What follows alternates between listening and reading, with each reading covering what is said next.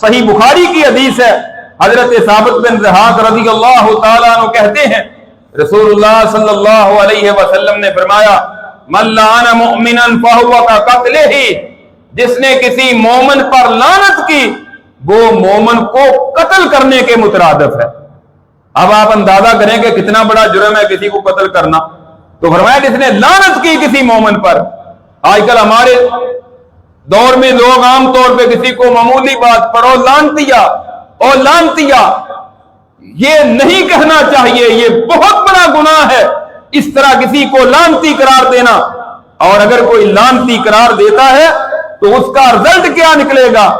سیدنا عبداللہ ابن عباس رضی اللہ تعالیٰ عنہ بیان کرتے ہیں رسول اللہ صلی اللہ علیہ وسلم کی موجودگی میں ایک بندے نے ہوا پر لعنت کی، ہوا آندھی آئی، اس نے اس پر لعنت کر دی۔ رسول اللہ صلی اللہ علیہ وسلم نے فرمایا لا تلعن الریح، ہوا پر لعنت نہ کرو، فإنها مأمورہ، یہ تو اللہ کی طرف سے مامور کی گئی ہے، اللہ کے حکم سے چلتی ہے۔